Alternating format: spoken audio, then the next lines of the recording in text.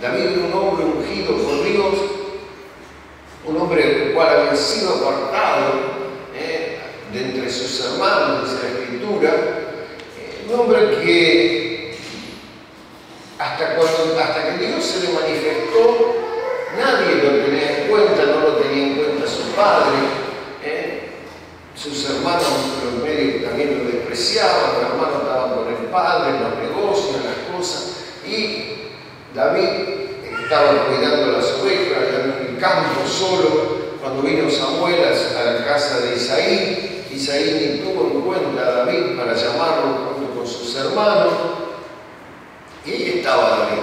Pero Dios había puesto los ojos sobre David, y Dios lo comenzó a bendecir, lo comenzó a llevar adelante, venció a Goliat, comenzó a hacerse el famoso David, y llegó un momento en que David alcanzó la promesa de Dios. Aquello que Dios había hablado para su vida se cumplió. Él llegó a ser el rey, aquel rey que Dios había preparado para bendecir a su pueblo. Porque cuando Dios prepara un ministerio es para bendecir al pueblo de Dios. Todos los ministerios son para la edificación del cuerpo de Cristo. No son para edificación propia, para gloriarnos, para decir, Dios como me usa, no. Con humildad, con temor, ¿no es cierto? Es para edificar el cuerpo de Cristo, o sea, para edificar la iglesia. Pero hay un momento en la vida de David que hay como un antes y un después. Y es cuando David se preocupa por traer el arca, por traer la presencia de Dios a Jerusalén.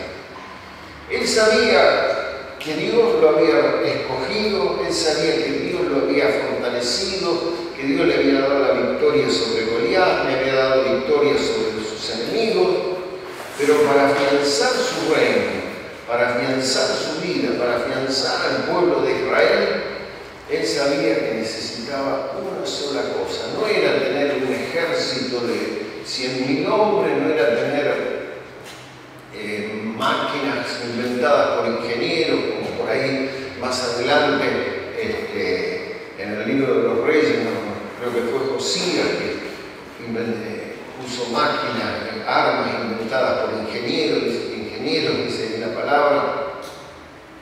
Él entendió que necesitaba una sola cosa, y era tener la presencia de Dios.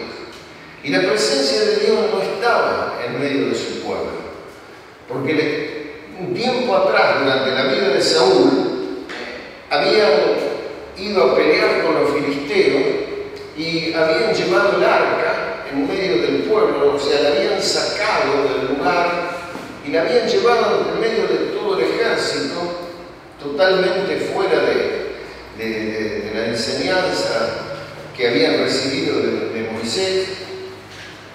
Y el arca cayó en manos de los filisteos y estuvo 7 meses allí en tierra de los filisteos. Después los filisteos la devolvieron por causa de que las cosas que pasaban, a consecuencia de que estaba el arca del Dios de Israel ahí en medio de ellos, y estuvo en casa de Abinadab 20 años. De Abinadab no se sabe nada. Alguien es típico de la persona que ha reconocido, que ha recibido a Cristo, pero que sigue su vida sin darle a Dios la menor importancia, sin darle importancia a los propósitos de Dios, sin darle importancia a los planes que Dios tiene para nuestra vida, lo que Dios quiere hacer con nosotros. Eso está lleno de gente que anda dando vueltas así. Ha conocido al Señor y como que con eso listo. Ahora sigo mi vida, total, recibí la salvación y ahora mismo sigo viviendo como quiero. Y Abinadab tuvo 20 años el arca, que representaba en el Antiguo Testamento la presencia de Dios, era donde Dios se manifestaba allí y no pasó nada. Entonces David intenta traer el arca a Jerusalén. La primera vez que David intenta traer el arca a Jerusalén, falla. O sea, ocurre aquel accidente en el cual 2 personas mueren, porque aún en su manera de traer el arca, David no lo trajo conforme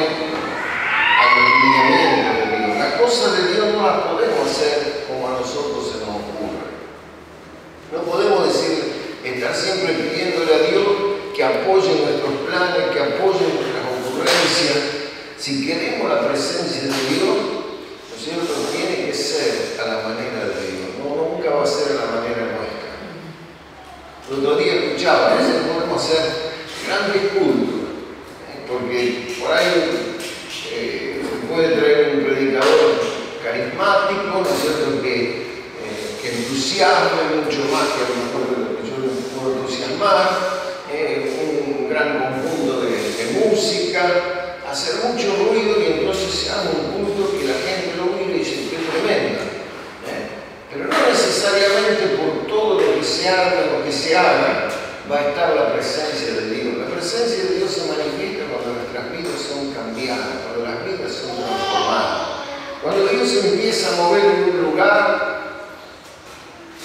la gente cambia y a veces sola, sin que se les predique. El avivamiento de Gales comenzó y en un mes fue casi transformada la nación. Los bares se cerraban y se transformaban en lugares de adoración, en lugares de culto. Y a veces nadie casi que estaba predicando en esos lugares, pero la gente lloraba por las calles, se arrepentían de sus pecados y había transformación, vidas transformadas. ¿Por qué? Porque la presencia de Dios se había soltado sobre Gales. A causa de aquellas personas que oraron, aquellas personas que buscaron y que no eran muchas. Cuando lo que en la cabeza de todo ese avivamiento fue Evan Robert, pero junto con él fue un puñadito de hermanos, 4, 5, 6, nada más, y ellos clamaron a Dios hasta que Dios se derramó, los cielos se abrieron y la presencia de Dios se derramó sobre esa nación. Y en un mes y pico fue transformada. Acá mismo lo hemos visto en Mar del Plata, en la campaña de Pastor Anacomi en Mar del Plata. La gente pasaba 10 cuadras de la campaña y la gente se caía, la gente lloraba, la gente se arrepentía y ni siquiera los micrófonos, los altavoces llegaban a esa distancia, pero la presencia de Dios se había soltado sobre la ciudad de Mar del Plata y la gente era tocada, era cambiada, era transformada. Dios sigue siendo el mismo. Dios no ha cambiado. El hombre, el corazón del hombre tampoco. Todo lo exterior sí ha cambiado. La tecnología ha avanzado de manera que hoy podemos predicar sin tener un micrófono en la mano, sin cables, podemos salir por televisión, podemos hacer muchas cosas y llegar hasta a lo mejor a lugares de esa manera que antes no se podía llegar. Pero Dios sigue obrando a través del contacto personal, a través de la locura de la predicación. Si bien a veces una persona, una vida es tocada por un mensaje transmitido por televisión, pero si la presencia de Dios, el Espíritu Santo, ¿no es cierto?, no toca el corazón, no pasa nada. Pueden pasar emociones, puede haber algún llantito, puede haber alguna caída, puede haber muchas cosas, pero un cambio verdadero, profundo en una vida solamente se da cuando el Espíritu Santo toca, cuando el Espíritu Santo obra. Gloria a Dios. Entonces David, cuando estábamos, que él intentó hacer las cosas a su manera y falló. Y entonces dejaron el arca en la casa de Obed-Edom. Obed-Edom significa siervo de Edom. Era un edomita, no era ni siquiera del pueblo de Dios. Pero él recibió el arca en su casa y él la recibió de una manera distinta que Aminadab. Aminadab la tuvo 20 años, dijimos, y no pasó nada.